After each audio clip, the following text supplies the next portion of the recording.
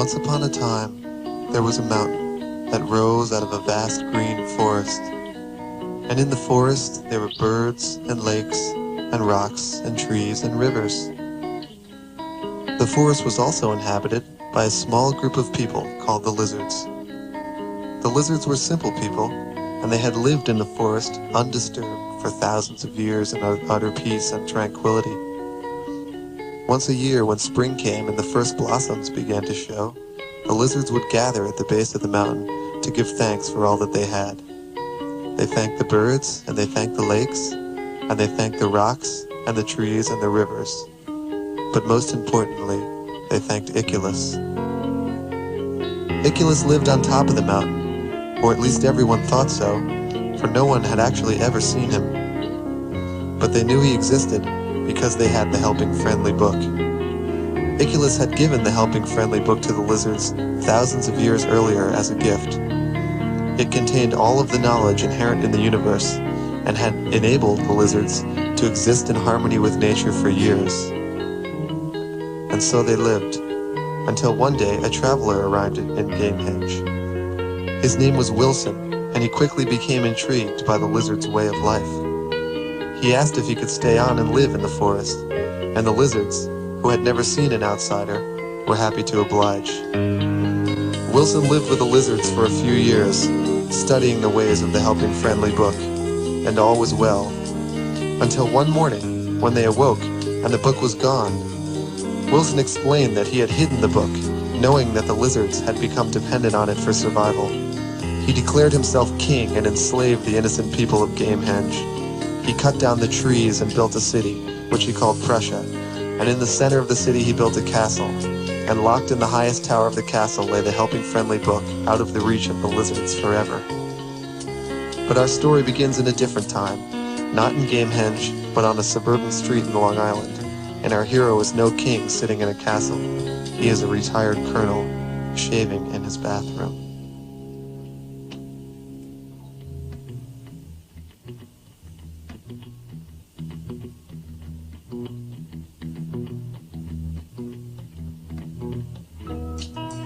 Colonel Forbin looked square in the mirror and dragged the blade across his cold, creamy skin.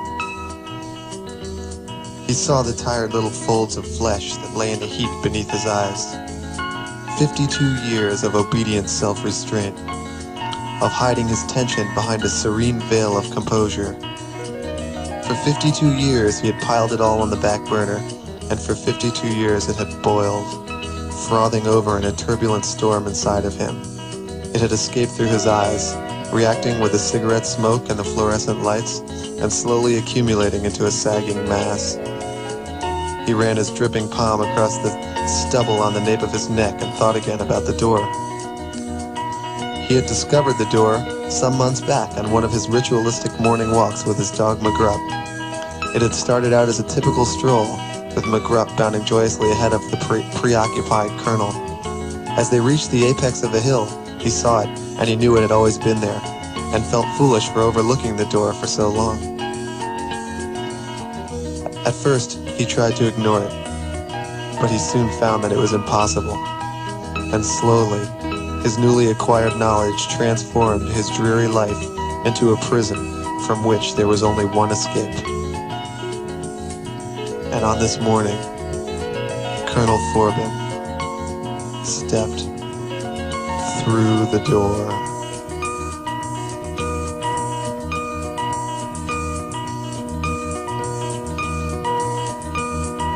Passing through the corridor, I came upon an aging knight who leaned against the wall in gnarly armor.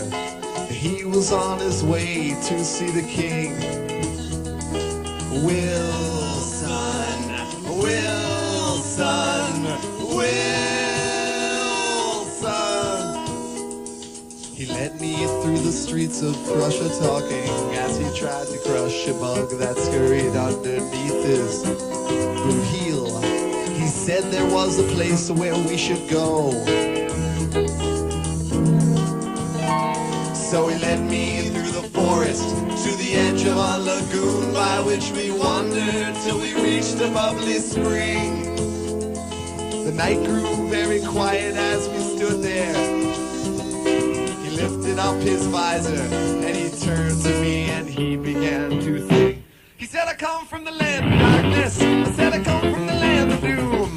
He said, I come from the land of demons. I'm from the land of the big baboon. But I never remember going back there, and I couldn't if I tried, because I come from the land of lizards, and the lizards they have died, and the lizards they have died, and the lizards they have died, and the lizards they have.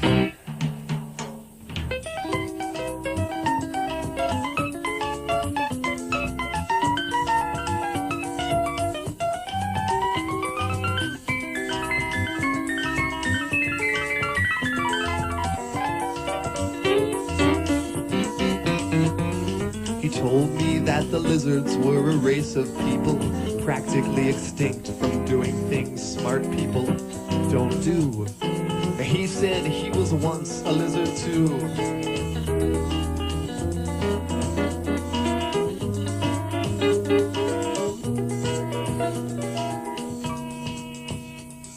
His name was Rutherford the Brave, and he was on a quest to save the people from the fate that lay before them. Their clumsy end was perilously near. The lizards would be saved, he said, if they could be enlightened by the writings of the helping friendly book. In all of Prussia only one existed, and Wilson had declared that any person who possessed it was a crook. He said, I come from the land of darkness. I said, I come from the land of doom. He said, I come from the land of demons. I'm from the land of the big baboon. But I never remember going back there, and I couldn't if I tried, because I come from the land of lizards, and the lizards they have died, and the lizards they have died, and the lizards they have died, and the lizards they have.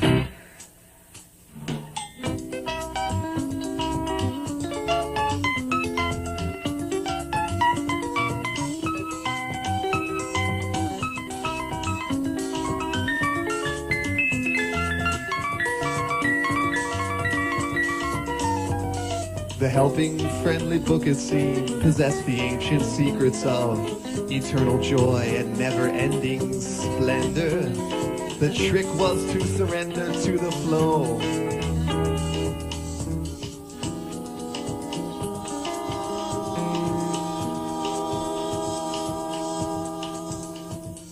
We walked along beneath the moon. He led us through the bush till soon we saw before our eyes a raging river.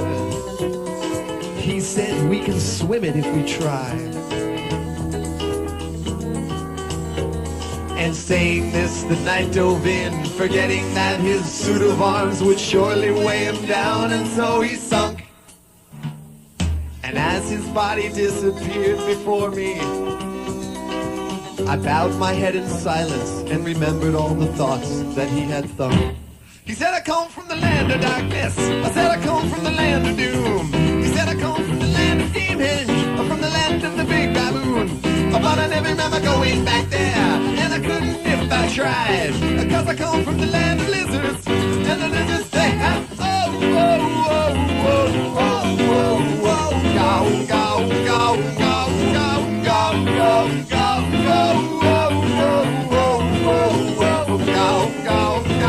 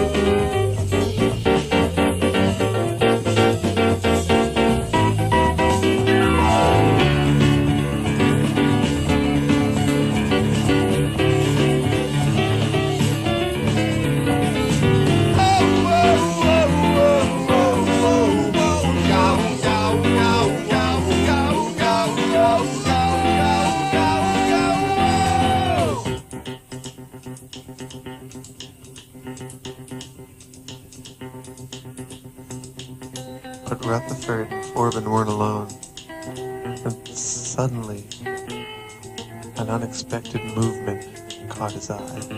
On the far side of the river, he saw a shaggy creature standing in the weeds, who stared across at Forbin with an unrelenting gaze. A gigantic mass of muscles and claws. The hideous beast reared back and hurled himself in the water and swam toward the region where Rutherford lay. And in a flash, the beast was gone. Underneath the surface, to the frosty depths below, while Forbin, bewildered, waited alone.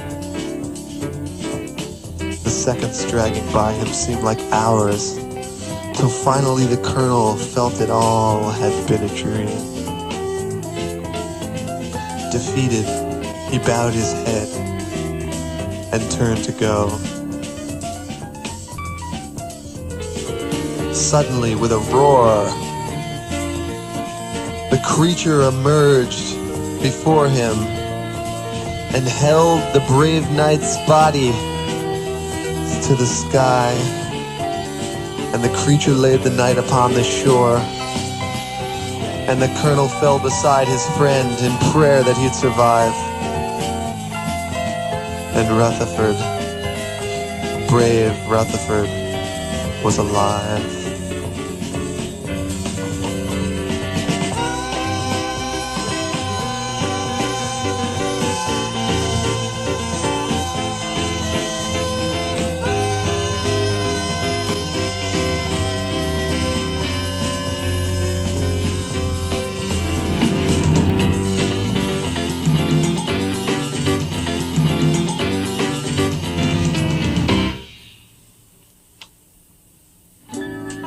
Forbin and the unit monster were crouched over the soggy knight, carefully removing his bulky helmet, when the Colonel heard a sound behind him. He turned around and came face to face with an enormous, shaggy, horse-like creature, covered from head to tail with alternating blotches of brown and white. It was a two-toned multi-beast, and atop the multi-beast sat the most beautiful woman the Colonel had ever seen. After 52 years of undaunted bachelorhood, the Colonel felt a feeling rush over him that he had never felt before. The sky is burning in this lonely land, and I kneel by the river, and I feel the sand and the wind from beyond the mountains,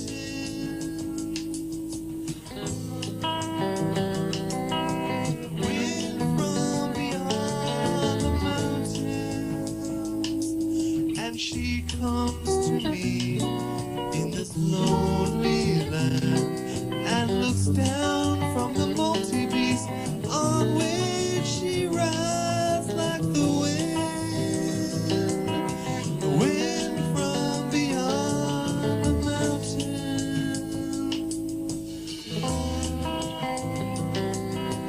wind from beyond the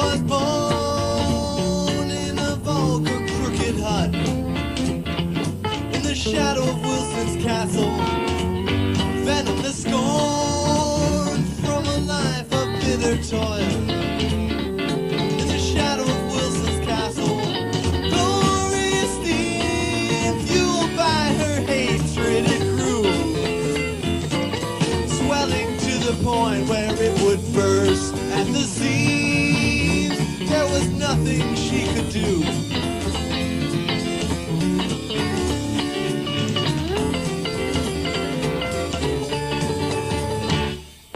Tila, Tila, true love Wilson's foul domain.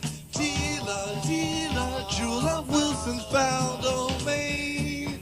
A lullaby the breezes whisper.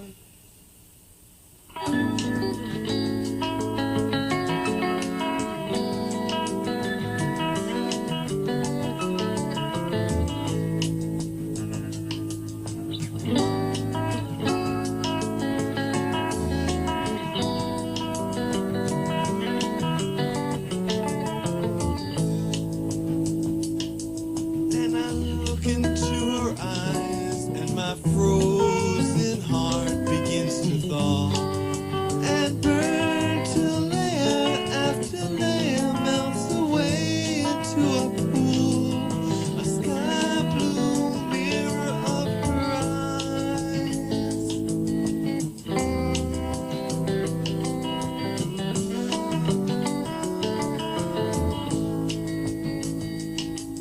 And my soul is made of marble, but in her gaze I crumble into dust and drift away on the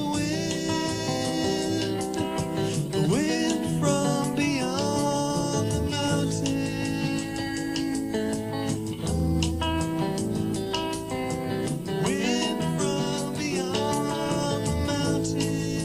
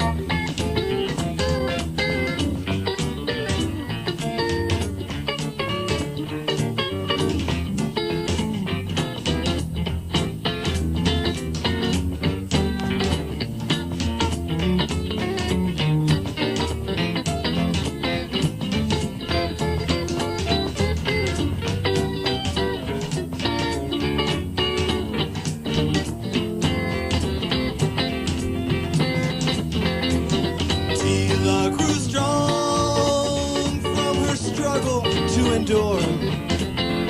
In the shadow of Wilson's castle, time touched her wounds and shelter proved the cure. In the shadow of Wilson's castle, each passing day seemed to feed the brazen serpent locked inside and liberate the spirit she'd concealed for so long. There was no place left to hide.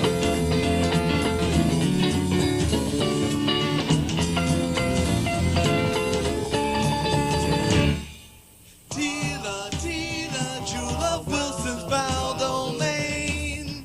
Tila, Tila, true love Wilson's foul domain. A lullaby the breezes whisper. Tila reached out her hand and helped Forbin onto the back of the multi-beast. And together they rode off into the forest.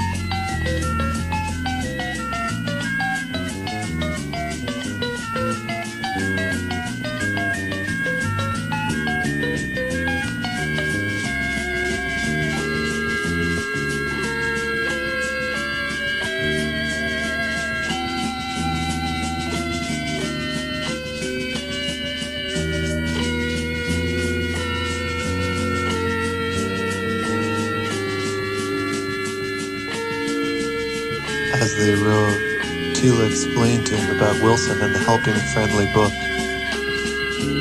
She told the colonel that she was part of a revolution to overthrow the evil king. The leader of the revolution was a lizard named Errand Wolf, who was out to avenge the death of his son Roger.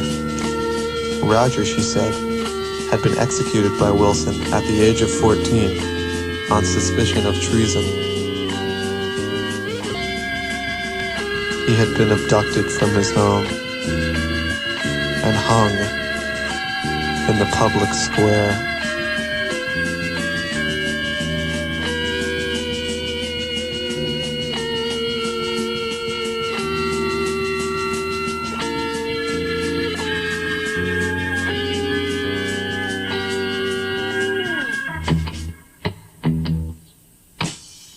The two rode on in silence, deeper and deeper into the heart of the forest, until they came to the outskirts of a small community. Tila explained to Forbin that they had reached the base of the revolutionaries. The colonel looked up, and there in the center of the clearing stood Errand Wolf. He was a small man, but his presence was overpowering. He seemed to emit a kind of violent energy that sent chills down the colonel's spine. And as the multi-beast moved towards him, he raised his fist in anger, and his voice filled the forest.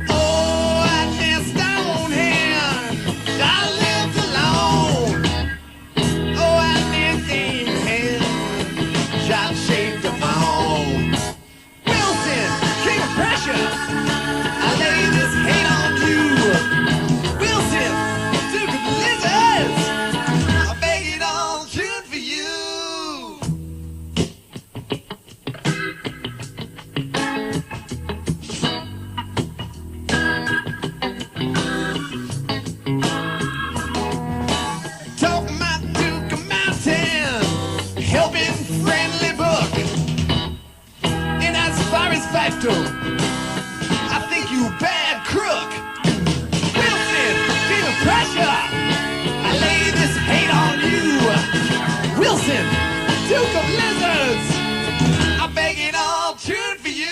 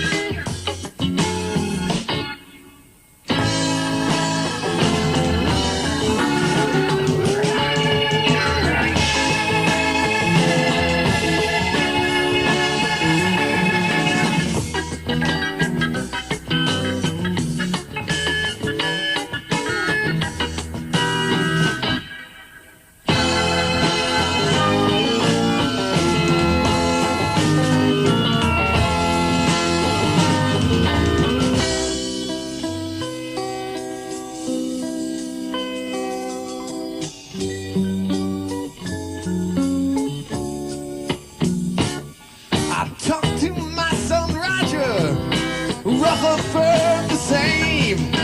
When we had that meeting over down near Gaines.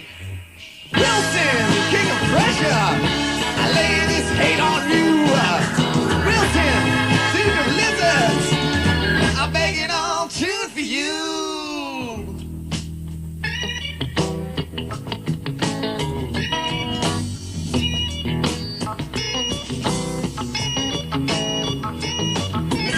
Me back thinking that you're the worst one.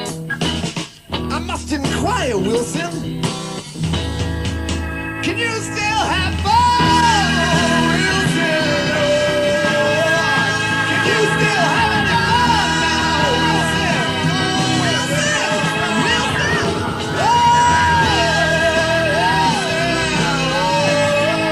can you still have fun now, Wilson?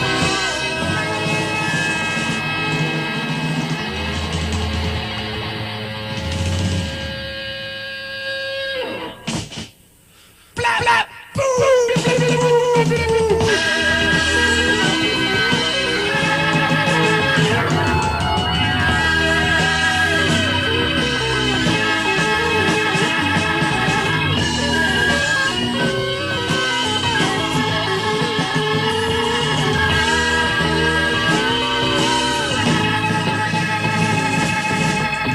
Meanwhile, in the main square in Prussia, the state of the revolution was taking another turn for the worst. A crowd of townspeople had gathered to witness the hanging of Wilson's accountant, Mr. Palmer.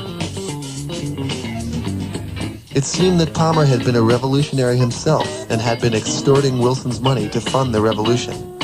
Palmer stood on the scaffold with Wilson in the AC/DC bag, an electrified robot hangman with a black bag over his head. Wilson seemed pleased as he began to speak. Mr. Palmer is concerned with $1,000 question. Just like Roger, he's a crazy little kid. I've got the time if you've got the inclination. So cheer up, Palmer, you'll soon be dead. And the noose is hanging, at least you won't die wondering. Sit up and take notice, tell it like it is.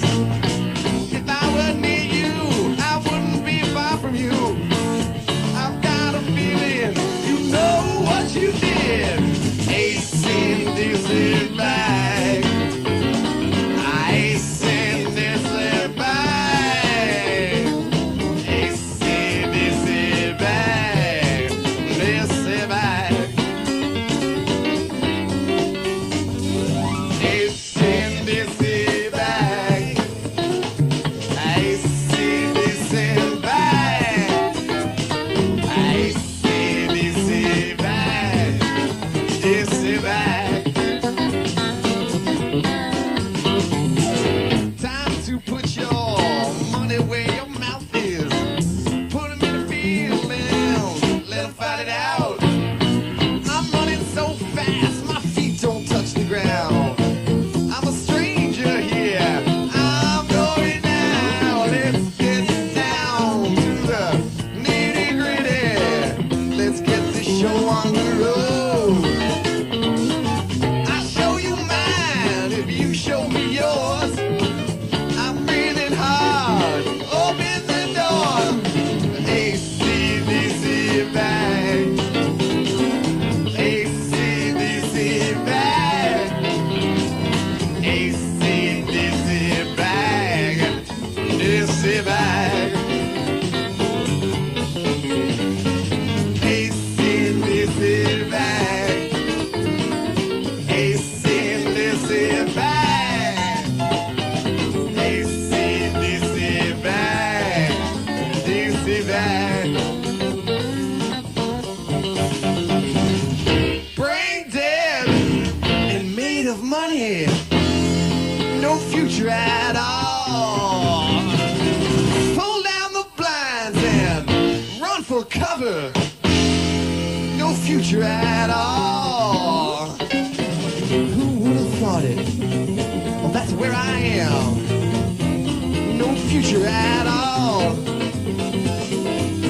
Don't sweat it. That's where I am. Whoa, carry me down, down, down.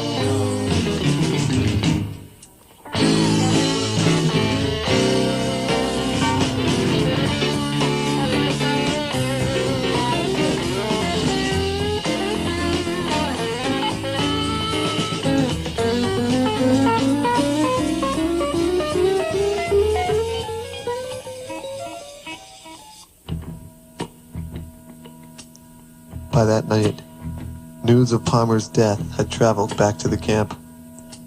Spirits were low, and Colonel Forbin felt devastated. Even though he had only been in Gamehenge for one day, he had already developed a deep hatred for Wilson. He wanted desperately to help the revolutionaries, but without Palmer, it seemed hopeless. He wandered slowly through the camp and passed Aaron Wolf, sitting by the fire with Rutherford, who had returned that afternoon. He walked on and soon found himself outside of Tila's hut. Forbin knocked and walked in. Tila sat behind a makeshift desk in the center of a room that was littered with small cages containing spotted stripers, a tiny three-legged breed of animal. The unit monster sat in the corner. The colonel took a step toward Tila and spoke. "I needed to come here tonight," he said, "to tell you that I've fallen in love with you." He looked to her eyes for approval, but her face remained frozen in an expressionless stare. An awkward blanket of silence fell over the room and hung for a long moment, before being shattered by the sound of the door swinging violently open. It was Rutherford the Brave. The ironclad knight rushed across the room and gripped the throats of Tila and the unit monster in each of his mighty hands. They struggled to break free, but even the unit monster was no match for Rutherford's power, and soon it was over. The bodies fell to the floor in a lifeless heap. Colonel Forbin stepped forward from where he stood in the corner, unable to contain his confusion and rage, and screamed, "Why?" His question was answered by Aaron Wolf, who had quietly slipped through the doorway during the confusion. She was a spy, he said, and explained to Forbin that she had been sending information to Wilson using the spotted stripers as carriers. Roger's death had aroused his suspicion, and Palmer's had confirmed it. The colonel stood in silence, in a world that had turned upside down so many times that he no longer knew which way was up. It had all seemed so simple when he first arrived. Good versus evil, and of course he had sided with good as he had done all of his life. And now he stood and stared into the eyes of Aaron Wolf, and he saw evil. The entire picture began to seem like an enormous puzzle with one piece missing, and the colonel knew what that piece was. Within 24 hours, he said to Aaron Wolf, "You will have the Helping Friendly book." And even as the words were leaving his lips, he found himself running out the door and into the forest, not towards Prussia, but toward the great mountain looming in the distance.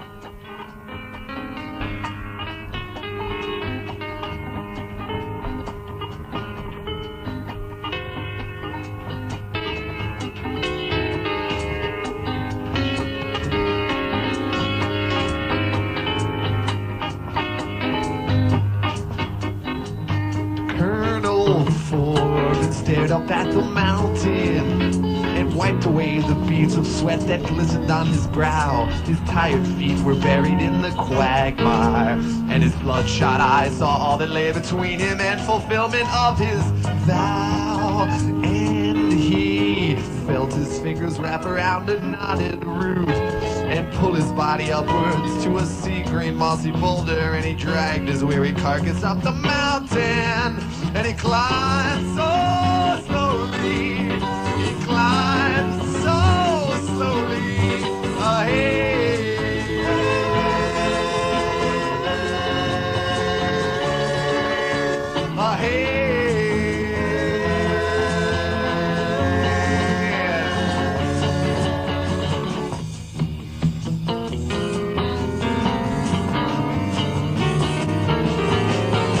Suddenly hear the crack of thunder, and the rocks began to crumble overhead and tumble down the mountain to the dismal swamp that lay beneath the jagged cliffs through which his path had led. And the earth began to quake beneath his feet, and the mighty mountain changed before his eyes, and they stood amidst a sea of dust and rocks and stones cascading down the mountain, and 1,000 birds were headed for the sky. Oh, the sacred creed will be yours.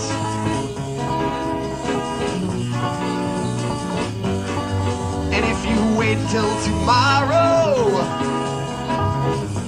the sacred creed will be yours to devour, yours to seize and to obey.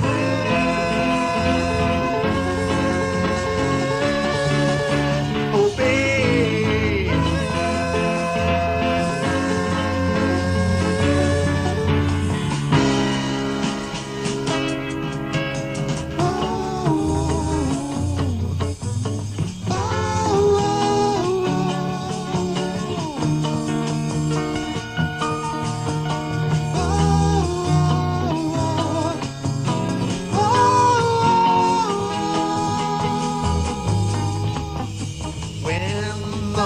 dust had cleared, the colonel lifted up his head and was driven to his knees by a blazing beam of light, and he saw the silhouette that stood before him, and he bowed in reverence, trembling in the shadow of the mighty legend's form.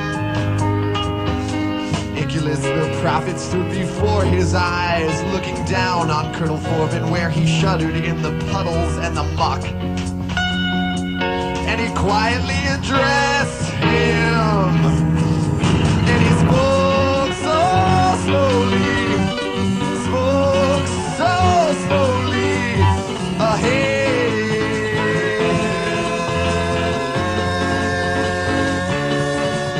He said,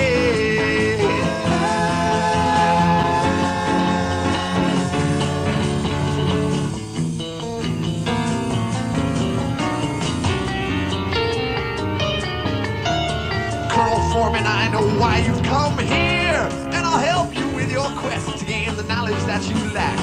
I call upon my faithful friend, the Mocking, to seize the helping book and bring it to your shack. And the tree of knowledge in your soul will grow, and the helping friendly book will plant the seed.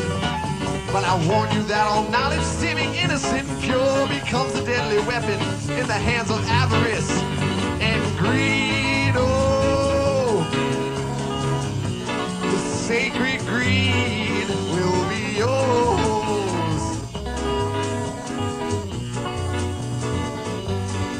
And if you wait till tomorrow, the sacred creed will be yours to devour, yours to seize and to obey.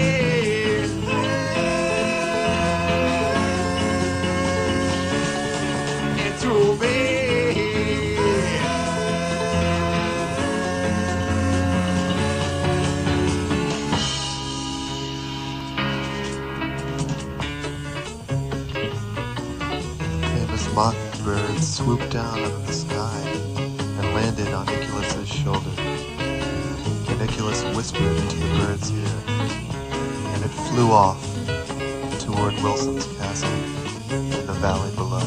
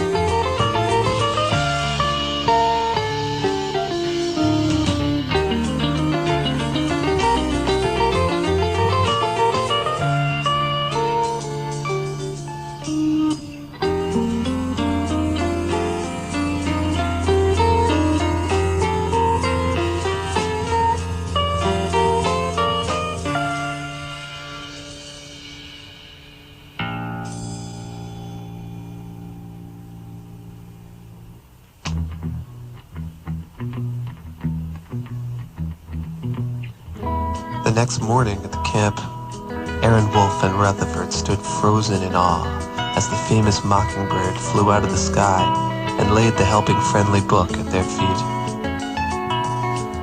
The quest for the book had dragged on for so many years that its sudden appearance left the men staring in disbelief, unsure of what their next move should be. The shock wore off quickly though, and Aaron Wolf shot into high gear. He snatched up the book with one hand and the famous mockingbird with the other, and began to inform Rutherford of his plan. He would first kill Wilson, and then put the helping friendly book to work for him.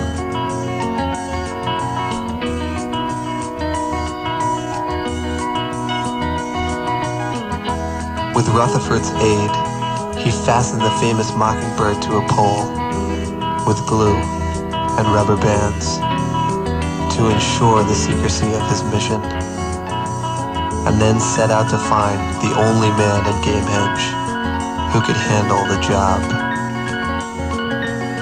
of eliminating a king.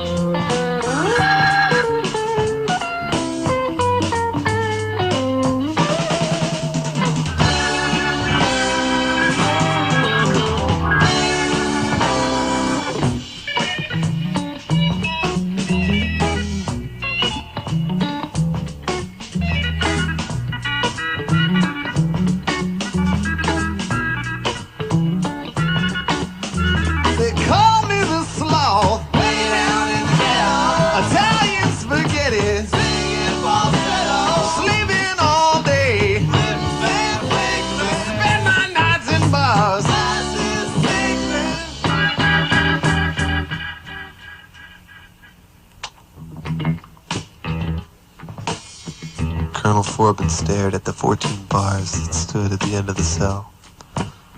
He ran his hand across the cold, damp dungeon wall and thought again about the door. He had traveled through the door out of necessity. Once he knew it existed, he simply couldn't leave it alone. Just like Wilson. Just like Tila. Just like Aaron Wolf. And he sat in the dungeon and he realized that he was back again through the door. And through the tiny window in the corner of his cell, he heard the distant strains.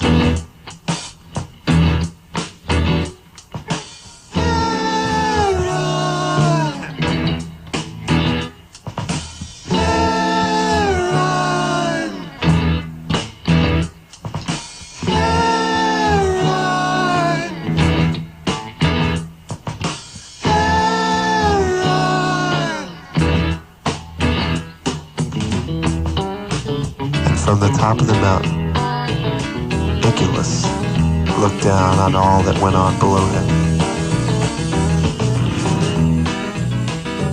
And he smiled.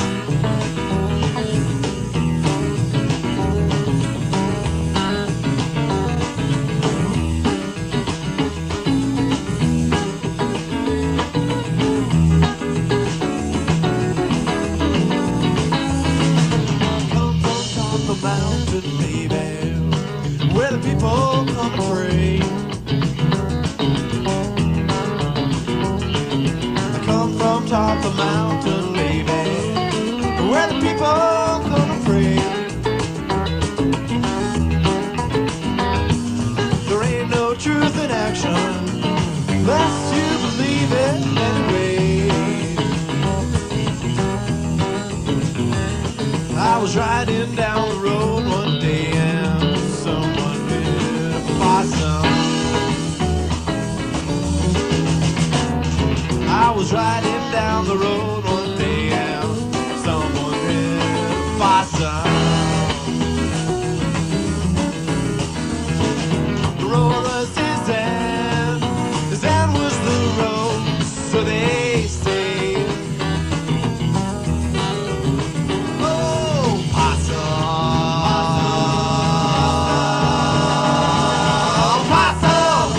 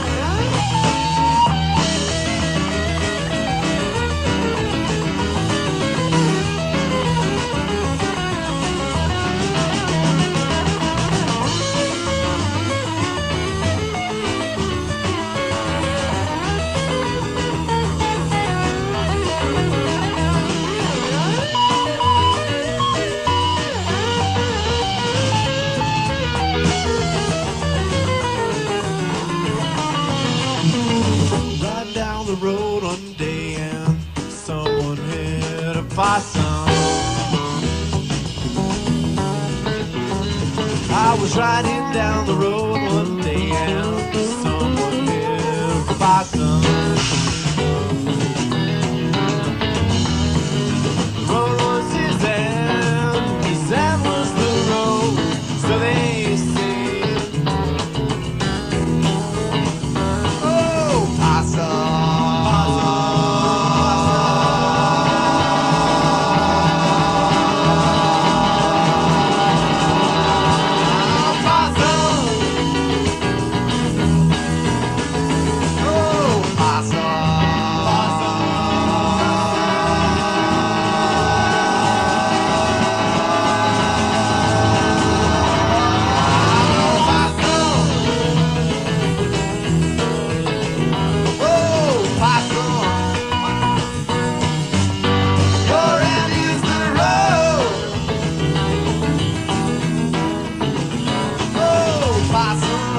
Faça